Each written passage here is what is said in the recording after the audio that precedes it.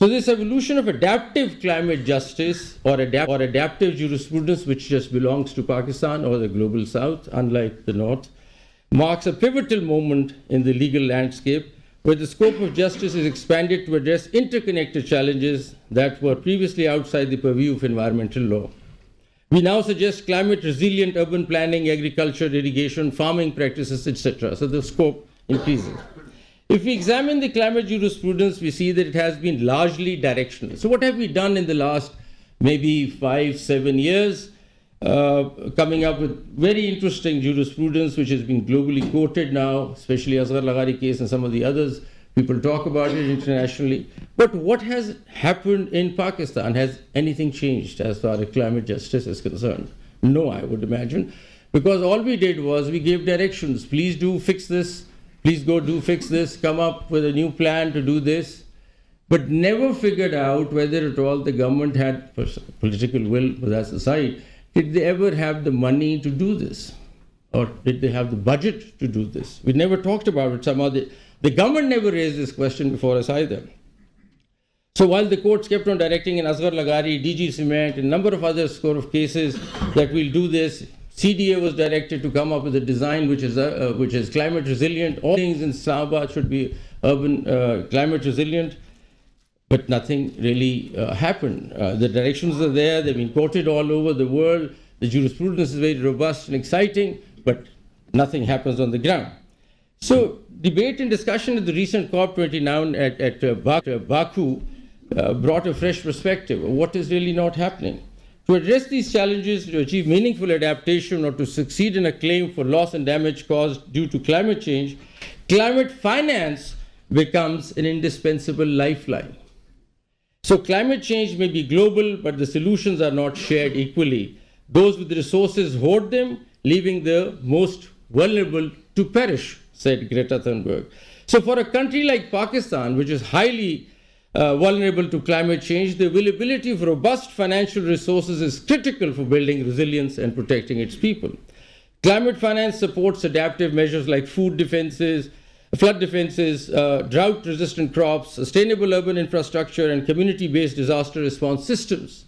Climate finance ensures that individuals can live lives marked by dignity and security, with access to basic needs such as clean water, safe shelter, reliable food supplies. So in essence, climate finance is not just an economic necessity, it is a moral imperative. It ensures that the most vulnerable, who have contributed the least to global emissions, have the resources to adapt, survive in the changing world. For Pakistan, climate finance is not merely a tool for policy, it is the foundation of hope for the future, where every citizen can live with dignity, security, and promise of a better tomorrow. So climate finance is not about helping, it is about restoring justice in a system that is fundamentally skewed against the global south. Climate finance refers to what? Where do we get this climate finance? So climate finance refers to local, national, or transnational financing drawn from public, private, and alternative sources of financing that seeks to support adaptation actions that will address climate change. Its origins trace back to the 1992 United Nations Framework Convention on Climate Change, the UNFCCC, which establishes the principle of common but differentiated responsibilities and respective capabilities. This principle acknowledges that while all nations share a common responsibility to combat climate change, developed nations bear a greater burden due to their historic contributions to greenhouse gas emissions. So ensuring climate finance, and this is the judicial approach, or at least what we're thinking now, and I don't know how the executive looks at it, but this is how the judiciary is probably going to look at it. Ensuring climate finance is therefore the most pivotal part of climate justice. I think the next decade, the jurisprudence that's going to come out of Pakistan should be talking about how do we go about getting in climate finance and how best could we arrange that. So climate finance is actually our lifeline, if you look at it, that can help us strengthen our infrastructure, agriculture, water management, economic inequality, and disaster resilience. The climate finance is going to do all this. And it must be mobilized on an unprecedented scale and be accessible in a timely manner to those who need it the most. So without climate finance, our right to life, which is Article 9 of the Constitution, our right to human dignity, which is Article 14, is under threat to our understanding. Therefore, climate finance in countries from the global south like Pakistan is fundamentally a human right. And that's what I want to underline. I think climate finance is the new human right, and that has to be examined and looked at context of climate justice, as it is essential to preserving human life and human dignity. Human dignity has a major role to play when you talk about displacement, when you're talking about your entire crops being totally destroyed, you don't know where to take your agriculture, where to go, and where to build a new livelihood. So if climate finance continues to fall short, the gap between developed and developing nations may grow, leading to what now some people term as climate apartheid, where wealthy nations protect themselves from climate impacts while poorer nations are left to bear the brunt. So where is this climate finance? And this is what I want to address and highlight.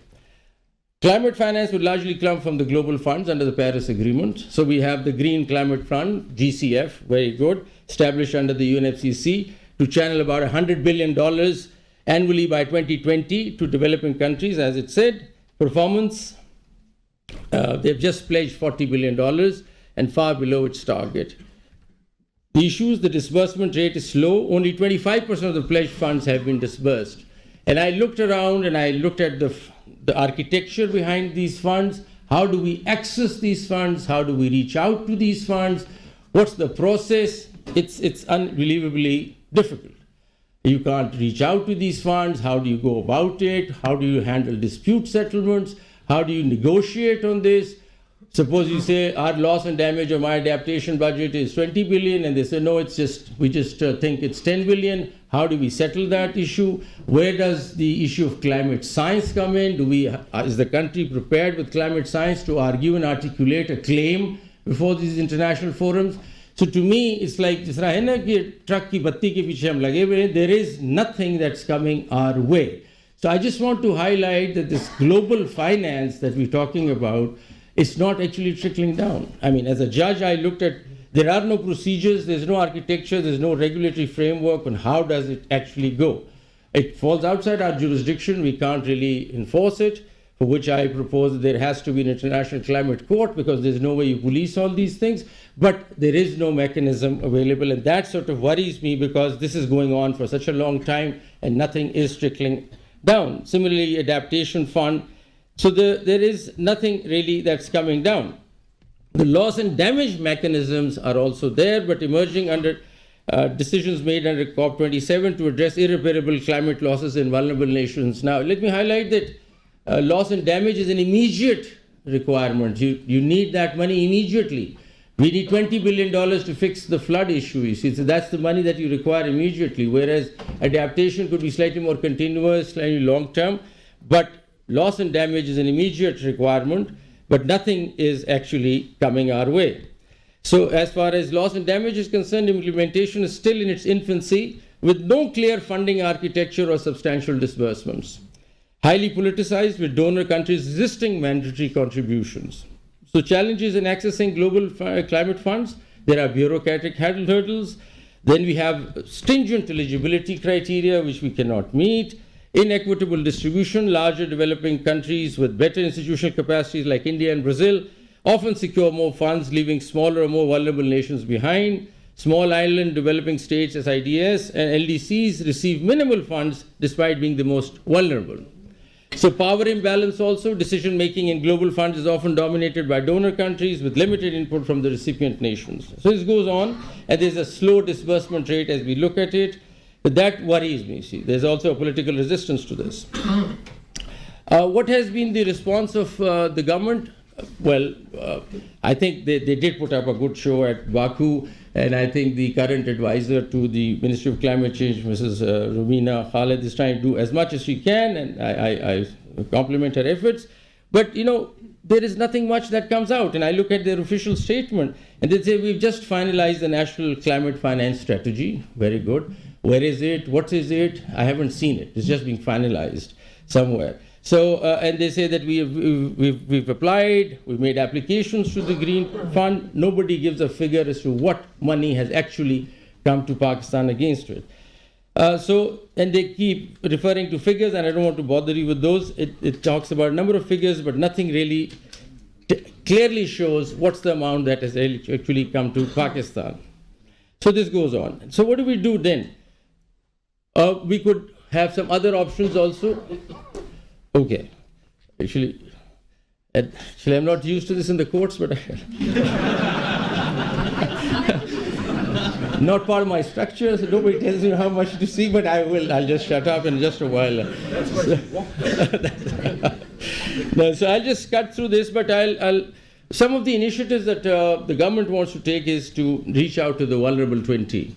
V20 as is and we're trying to come up with a coalition of judges in the V20 countries and see if we can come up with a strategy on climate justice and see what climate diplomacy can go into it and see.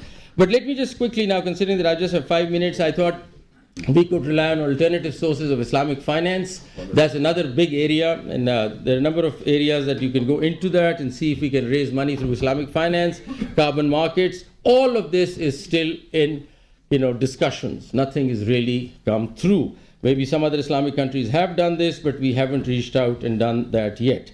So I just want to then quickly, as a conclusion, see as to what the approach of the judiciary is going to be as to what we can do about all this, because otherwise, the climate finance, as far as the executive and the government is concerned, I see that still there is no money.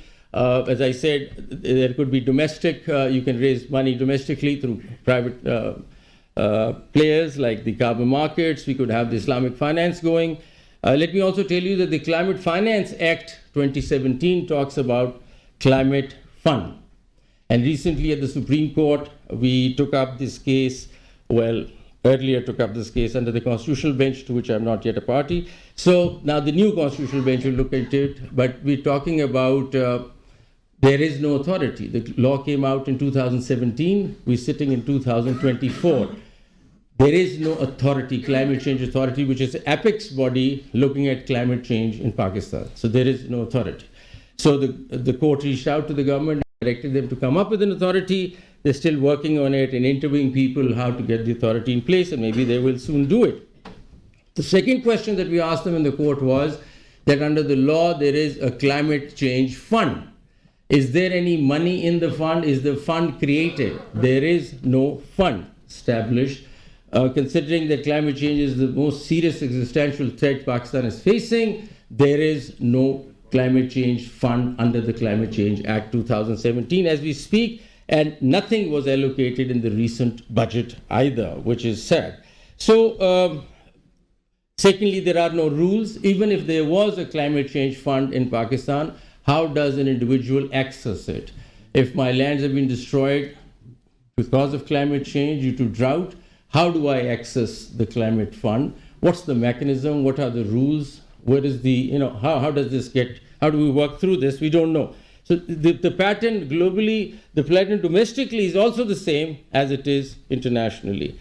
So what do we do? So how do the courts look at it? And that's, I think, we can kind of play a transformative role in this area. And that could be by considering, and I think the first and foremost is the recognizing climate finance as a fundamental right. So that's the beginning as far as we are concerned. I don't know what executive is doing, and I don't know what the politicians are up to, but at the courts we think that recognizing climate finance as a fundamental right is important, because right to life, right to dignity, even right to fair trial could come into it, and right to non-discrimination.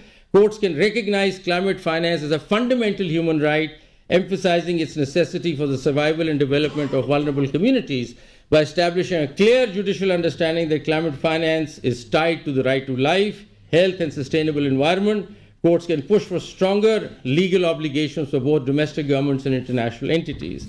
We could also, as we're looking at it, we think that obligations of the global north be viewed as climate debt and push the governments to press their claims more forcefully. Climate justice focuses on climate finance and more so on reparative justice. So to my mind, climate justice now moves on to climate finance, but climate finance also further moves on to reparative justice. which focuses on compensating communities or individuals for harm caused by environmental degradation. So if the compensation isn't coming, then the entire literature, the entire debate is meaningless to my mind. So it has to be now, the future of climate justice is reparative justice. There has to be compensations coming our way so that we actually tangibly change things. The judiciary plans to have a serious judicial oversight over climate financing, pushing the government to making their claims internationally or even locally, but nothing so far has happened in that direction, but that can be done.